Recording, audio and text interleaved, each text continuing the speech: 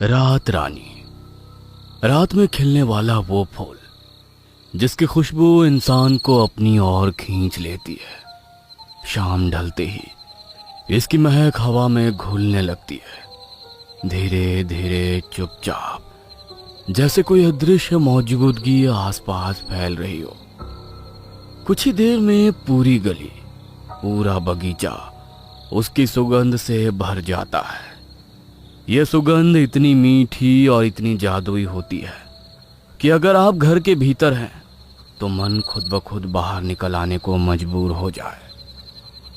छोटे छोटे हरे सफेद फूल दिखने में मासूम होते हैं। रात रानी के ये फूल लोग कहते हैं घर में सकारात्मक ऊर्जा लाते हैं, शांति देते हैं, इसलिए इसे आंगन या पूजा स्थान में लगाया जाता है।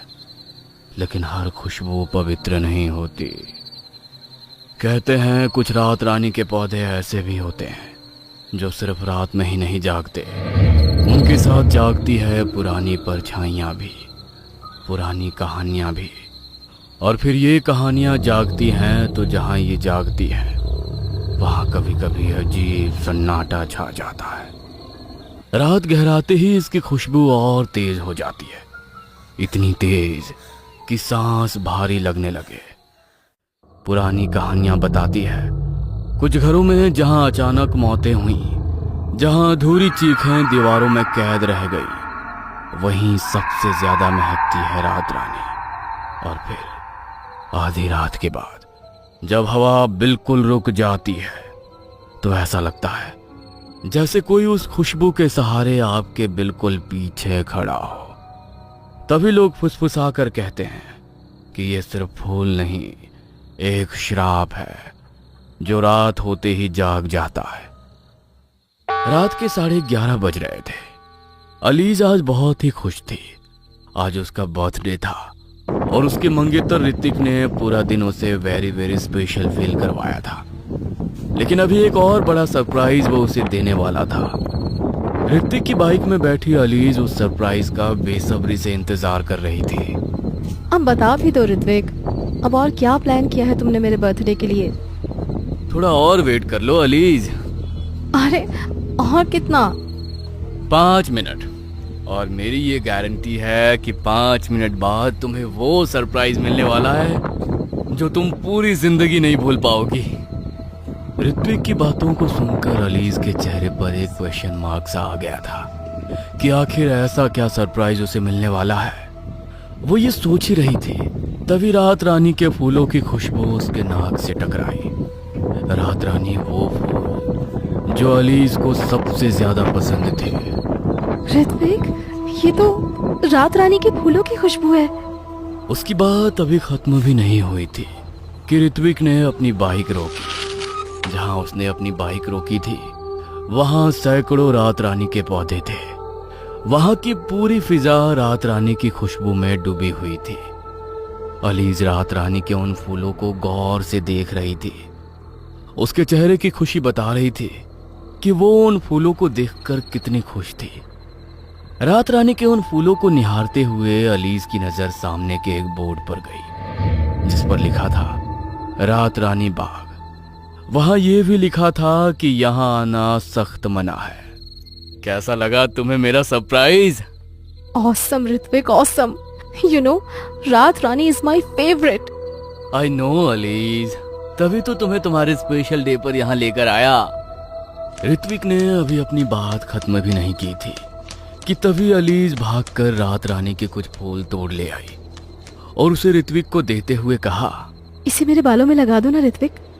ऋत्विक मुस्कुराते हुए रात रानी के फूल उसके बालों में लगा ही रहा था कि तभी वहां एक बूढ़ा चौकीदार आया और उसने दोनों को वहां से तुरंत निकल जाने के लिए कहा। अरे क्या हो गया बाबा, हमें इस तरह यहाँ से निकलने को क्यों बोल रहे हो? देखो, तुम लोग ज्यादा सवाल जवाब मत करो, बस अभी के अभी यहाँ से निकल जाओ। अरे बाबा, रहने दो ना हमें यहाँ थोड़ी देर, आज मेरा बर्थडे है। देखो तुम लोग मेरी बात समझो, निकल जाओ यहाँ से। तुमने बाहर बोर्ड नहीं देखा? यहाँ आना सख्त मना है, ये जगह शापित है। क्या बाबा, भला ऐसी जगह भी शापित हो सकती है? ये तो कितनी खूबसूरत जगह है। अलीज ने अभी अपनी बात खत्म भी नहीं की थी कि उस चौकीदार ने उसे फिर से कहा, देखो मैं बोल रहा हूं ना, जाओ यहां से, नहीं तो फिर कभी अपना जन्मदिन नहीं मना पाओगी। वो ले जाएगी तुम्हें। कौन कौन ले जाएगी? बूढ़ा चौकीदार उसकी बात का कोई उत्तर दे पाता उससे पहले ही एक जोरदार चांटा उस बूढ़े के गाल पर पड़ा। किसी की उंगलियों के निशान उसके गाल पर छप गए। चांटे की आवाज और गाल पर उंगलियों के पड़े निशान ऋत्विक और अलीज दोनों ने देखा, लेकिन वो चांटा किसने मारा वो ये नहीं देख पाए। वो आ गई बच्चों, अरे भाग जाओ यहां से। मेरी बात को सुनकर नहीं तो कम से कम अपनी खैरियत के लिए भाग जाओ, नहीं तो बहुत देर हो जाएगी। अलीज और ऋत्विक अब थोड़ा डर गए थे, क्योंकि वो बूढ़ा बार बार एक ही बात दोहरा रहा था। यही नहीं, वो ये भी बोल रहा था कि ये जगह शापित है और यहाँ आना सख्त मना है। ऋत्विक, अब तो मुझे भी डर लग रहा है, कहीं हमने यहाँ आकर गलती तो नहीं कर दी। सुनो ना, चलो यहाँ से निकलते हैं। हाँ अलीज, तुम ठीक कहती हो। ऋत्विक ने अपनी बाइक स्टार्ट की, लेकिन ये क्या, कई सारे किक मारने के बाद भी उसकी बाइक स्टार्ट ही नहीं हुई। ऋत्विक, क्या हुआ? कहीं पेट्रोल तो नहीं खत्म हो गया? अरे नहीं, अभी तो यहाँ आते वक्त टंकी फुल कराई थी। फिर भी एक बार देख लो ना। अलीज की जिद पर ऋत्विक ने बाइक की पेट्रोल टंकी का ढक्कन हटाया। वो पूरी तरह खाली था। शिट, ये पेट्रोल कैसे खत्म हो गया? तभी ऋत्विक के नाक में पेट्रोल की गंध आई। उसने देखा कि उसकी बाइक की पेट्रोल की टंकी में एक बड़ा सा छेद हो रखा है और उसी छेद से पेट्रोल पूरी तरह रिस रहा है।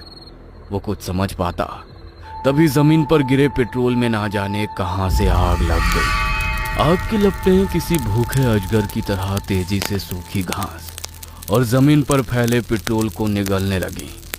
ऋत्विक और अलीज बदहवास होकर पीछे हटे। आग की रोशनी में रात रानी के वो सफेद फूल अब दूधिया नहीं बल्कि खूनी लाल नजर आ रहे थे। ऋत्विक, ये क्या कर रहा है? ये आग अपने आप कैसे लगी? अलीज की आवाज में डर साफ झलक रहा था।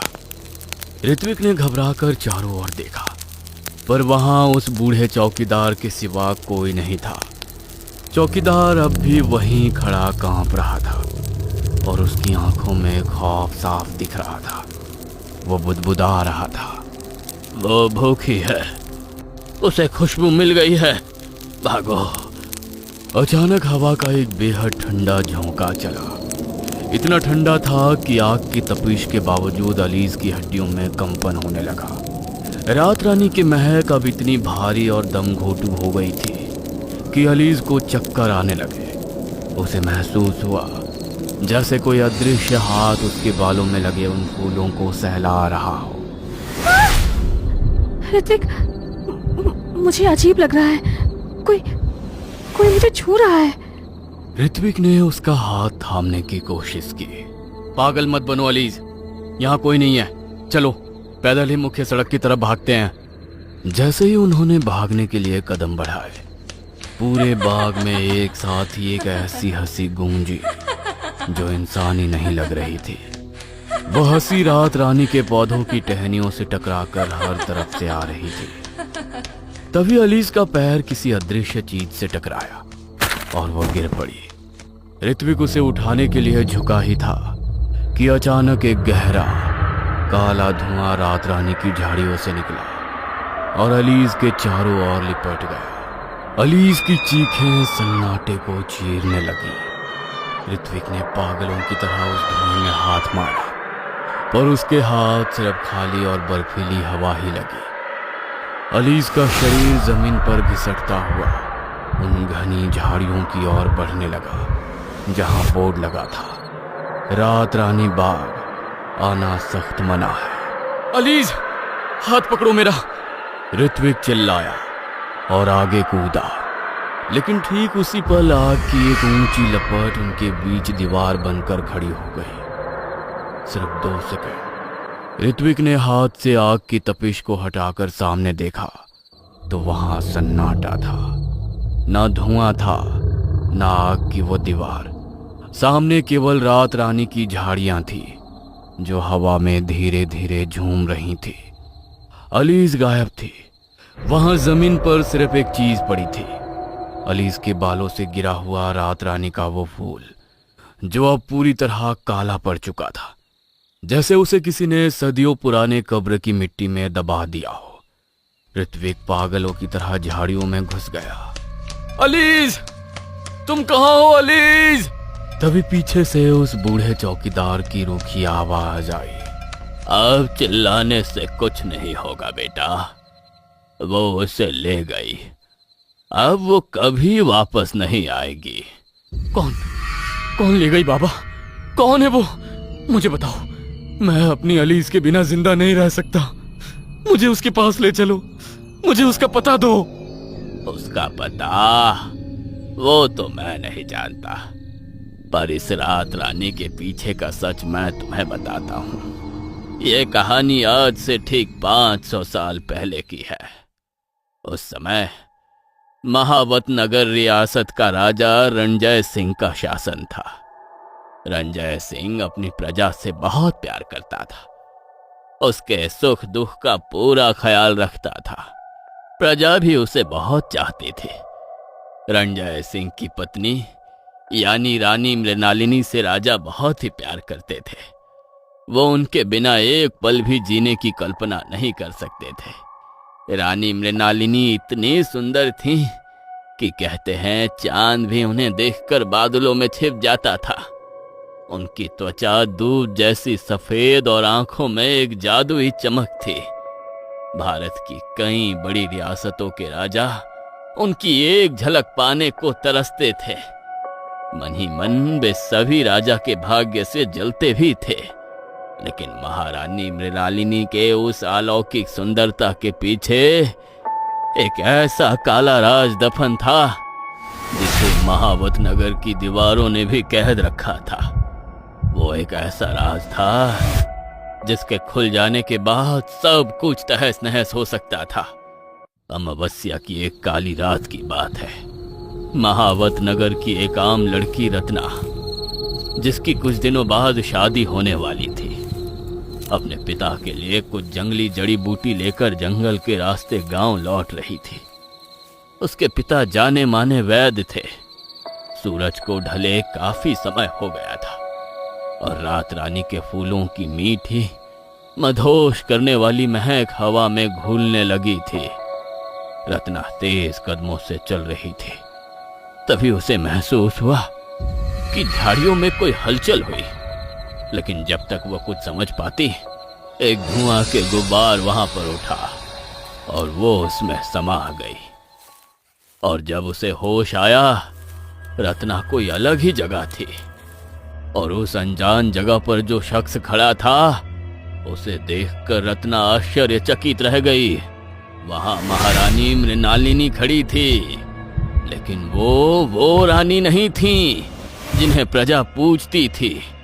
उनके बाल खुले थे, आंखें दहकते अंगारों जैसी लाल थीं।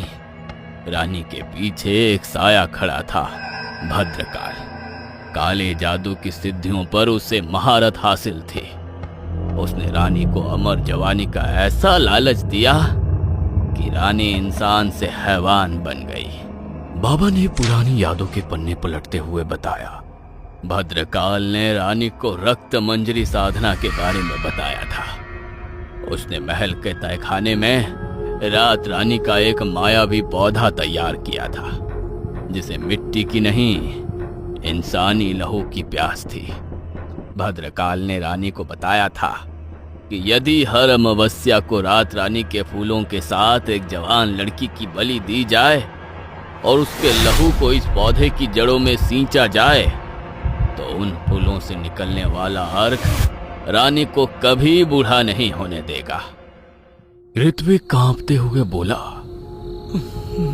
इसका मतलब अलीज को भी किसी साधना के लिए गायब किया गया है? बाबा ने गर्दन हिलाई। हाँ, पर अलीज को गायब नहीं किया गया, उसे चुना गया है। भद्रकाल की आत्मा आज भी उस अदृश्य तांत्रिक जाल को बुनती है। वो आग जो तुमने देखी वो कोई साधारण आग नहीं थी, वह भद्रकाल का अग्नि घेरा था ताकि तुम अलीज तक ना पहुंच सको। तभी अचानक जमीन कांपने लगी। जहां अलीज गिरी थी वहां की मिट्टी फटने लगी और एक गुप्त सीढ़ी नीचे की ओर जाती दिखी। ऋत्विक बिना सोचे समझे अंदर कूद गया। नीचे एक विशाल पत्थर का कमरा था जहां चारों ओर रात रानी के फूलों की दीवारें बनी थी। हवा में एक अजीब सी मंत्रोच्चार की आवाज गूंज रही थी। सामने एक ऊंचे आसन पर एक धुंधली साए जैसी आकृति बैठी थी। वहीं काला जादूगर भद्रकाला और उसके सामने एक बड़े से पत्थर के पात्र में अलीज बेहोश पड़ी थी। उसके चारों ओर रात रानी की लताओं ने उसे जकड़ रखा था। ऋत्विक चिल्लाया, अलीज! तभी वो साया बोला, रुको मूर्ख, आज 500 साल बाद एक ऐसी लड़की मिली है जिसकी रूह इन फूलों की खुशबू जैसी शुद्ध है। इसका लहू रानी मृणालिनी की प्यास बुझाएगा और मेरी साधना से रानी कभी भी अपनी जवानी नहीं खोएगी। आज 500 साल बाद भी। उसके बाद जैसे ही भद्रकाल ने अपना हाथ हवा में लहराया, अलीज के गले के पास से रात रानी की कली खिलने लगी। वह कली धीरे धीरे लाल हो रही थी। वो अलीज की जीवन खींच रही थी। ऋत्विक ने भागकर अलीज को छूने की कोशिश की, पर जादूगर ने एक जोरदार मंत्र पढ़ा और ऋत्विक एक पत्थर की दीवार से जा टकराया। जब उसने आंखें खोली तो देखा कि अलीज के चेहरे की रंगत उड़ चुकी थी। वो पूरी तरह सफेद पड़ चुकी थी, जैसे उसका सारा रक्त उन फूलों ने सोख लिया हो। नहीं! ऋत्विक की चीख उस तहखाने में गूंज उठी। अचानक एक तेज रोशनी हुई और वो पूरा तहखाना रात रानी के फूलों से भर गया। जब रोशनी कम हुई तो ना वहां जादूगर था ना रानी का साया। वहां सिर्फ ऋत्विक अकेला पड़ा था और उसके बगल में अलीज की देह थी। ऋत्विक ने उसे हिलाया, अलीज उठो! पर अलीज की आंखें खुली तो वे इंसानी नहीं थीं।